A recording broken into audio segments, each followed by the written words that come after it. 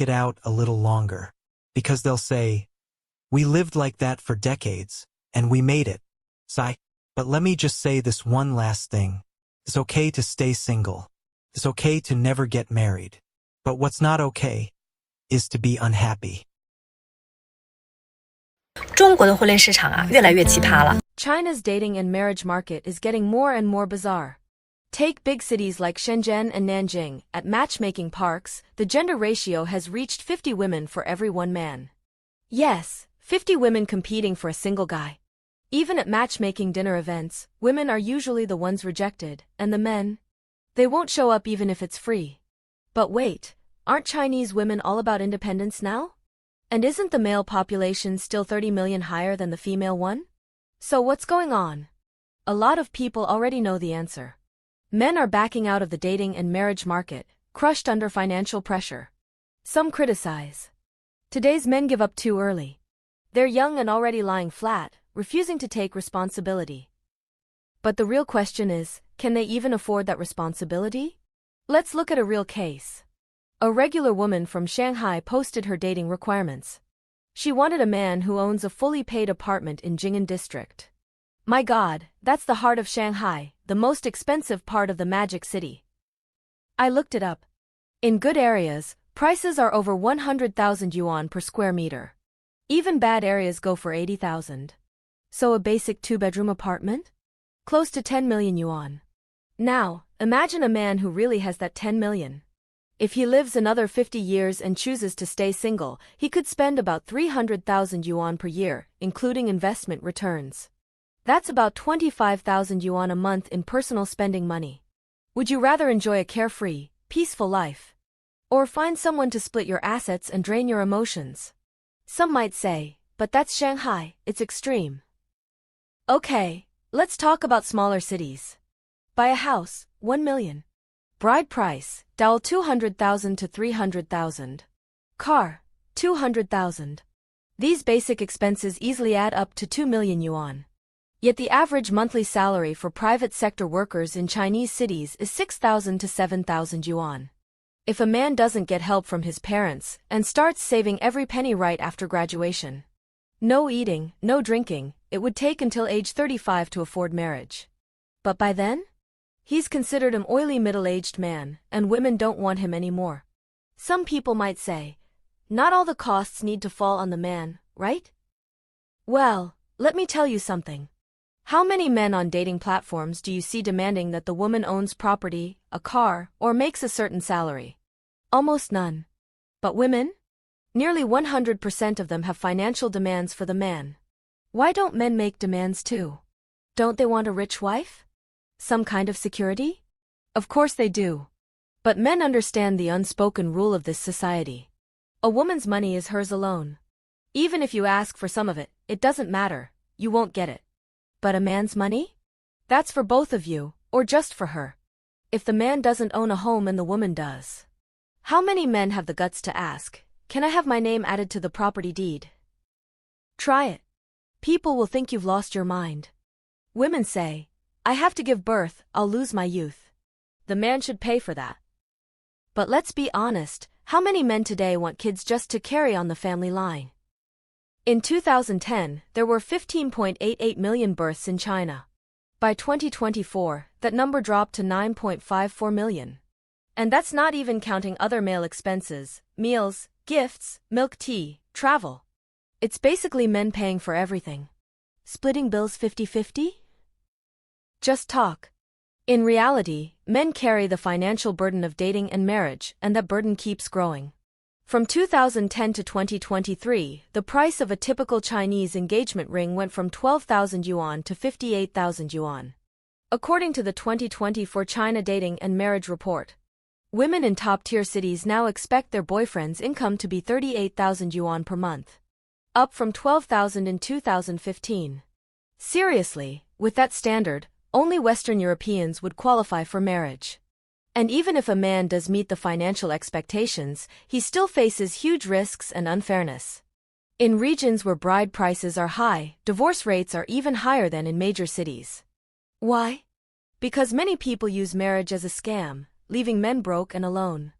And sure, women can openly demand a house, car, and cash before marriage. But after all that, can the man ask her to help with housework? If he dares to say that, he'll be labeled toxic masculinity. But from a division of labor perspective, if the man is earning more money, then he naturally has less time for housework. It makes sense. Also, during holidays and birthdays, giving women gifts has become a non-negotiable rule.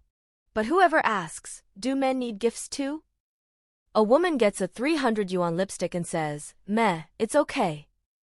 A man gets a chocolate bar and feels like he won the lottery. When the economic cost of marriage exceeds what a person can bear, and when men realize that spending money doesn't buy true affection, staying single becomes the most rational choice. If we want to fix the more women, fewer men problem, the only solution is to lighten the burden on men and stop this consumerist brainwashing of women. Only then can love and marriage return to what they truly mean. Even without much hands-on dating experience, in theory, I'm basically a relationship expert by now.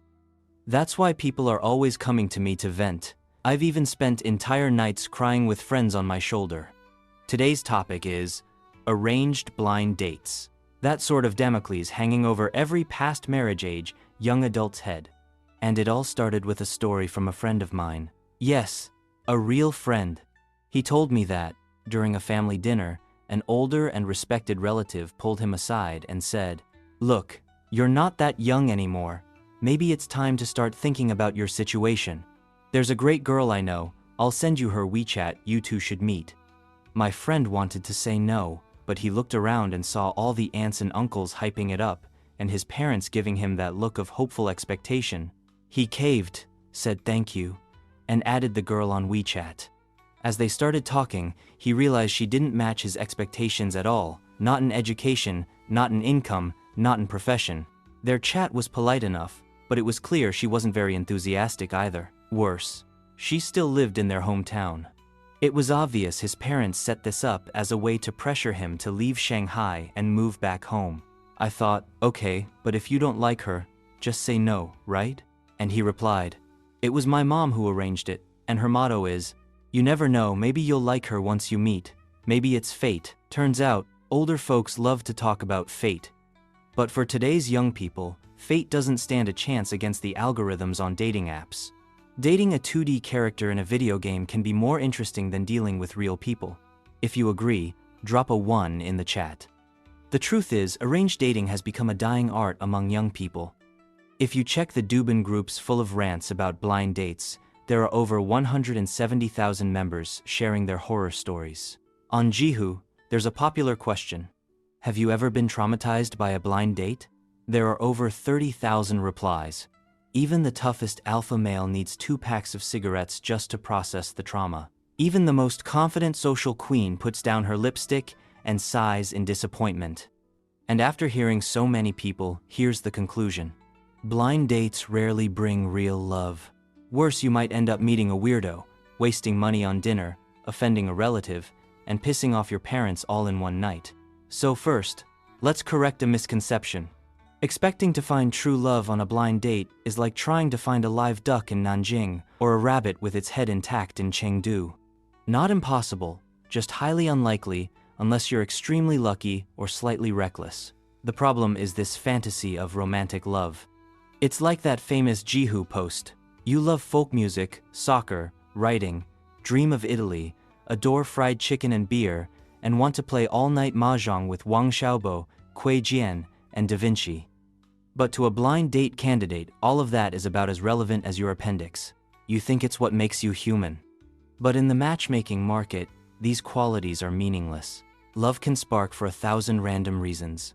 Maybe it's the way someone pays the bill, or how they spend their money. Maybe you both hate the same anime character. Maybe your smile is sweeter than a super idol's.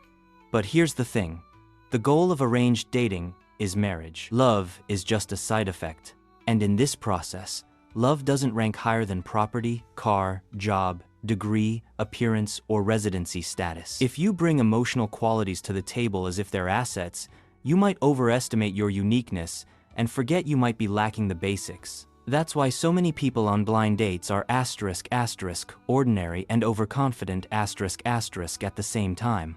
As one woman once put it, if I don't marry a rich heir, then my looks, my body, my social etiquette, my character, even my soul will all go to waste. And the truth is, even marriage itself has drifted far from love. Marriage is now the merger of two family units. Especially in big cities, where a marriage often involves millions in property, it's practically a corporate acquisition. And in a business deal like that, who cares about love? If marriage is an acquisition, then a blind date is just a step in asset valuation. And what's valuation? It's trying to figure out what something is worth before making a deal. In dating, that means chatting, gathering info, getting to know the person, and judging if it's worth proceeding. And where there's valuation, there's error. One person's treasure is another's trash. Young people's values are completely incompatible with their parents. Take my friend again, he felt offended by the woman he was introduced to. But I told him, you think she's not good enough, but are you sure she would accept you? You make tens of thousands a year in Shanghai. Big deal. To people in your hometown, that means nothing.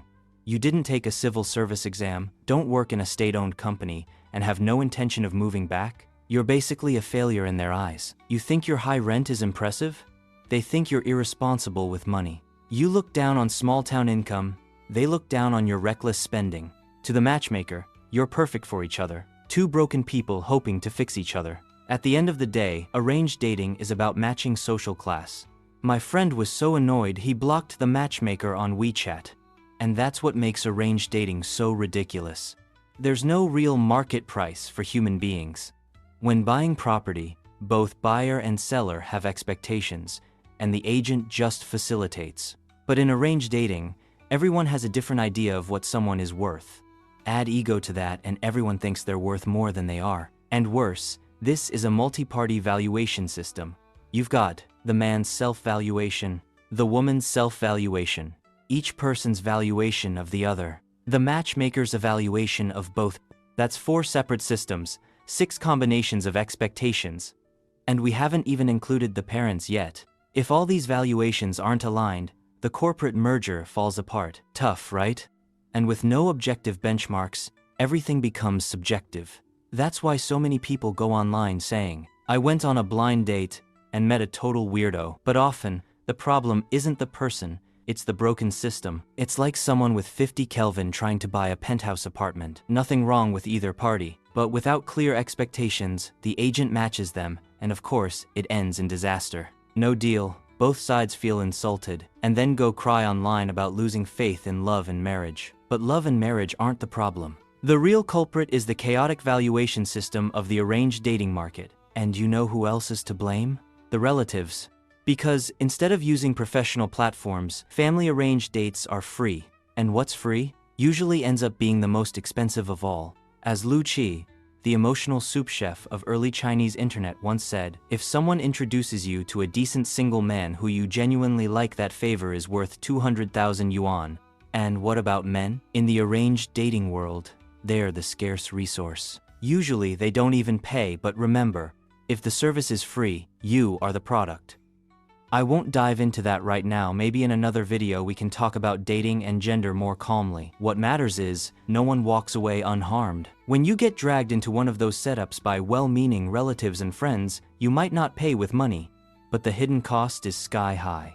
Think about it. Any corporate merger goes through intense auditing.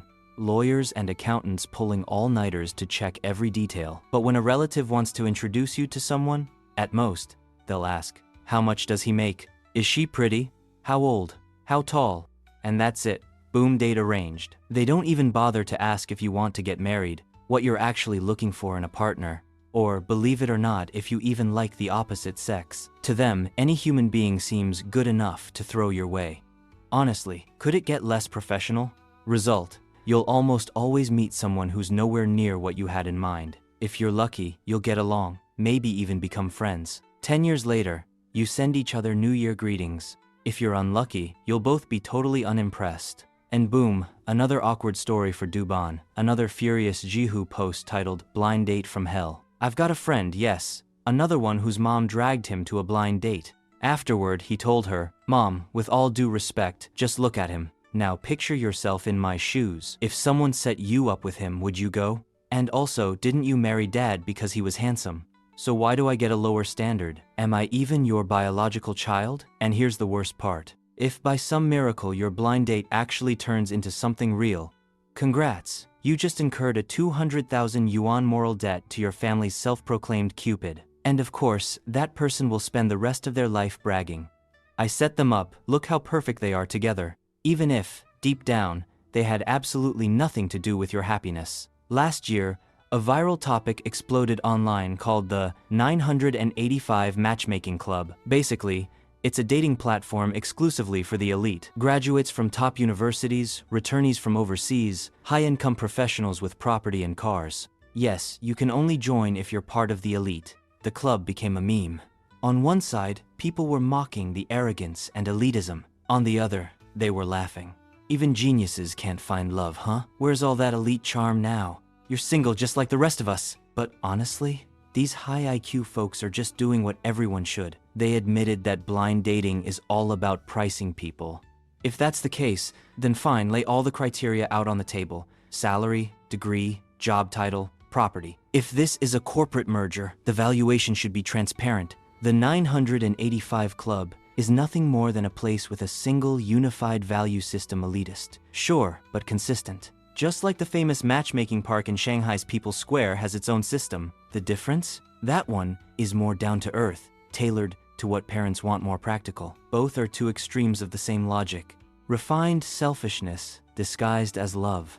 The less romance involved, the higher the matchmaking efficiency, and that brings us to the point. Why do young people hate arranged blind dates so much? To me, the answer is simple. The older generation is deeply pessimistic about love.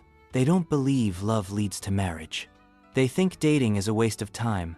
They follow this logic, something Gabriel Garcia Marquez once wrote. The key to social life is overcoming fear. The key to marriage is overcoming disgust.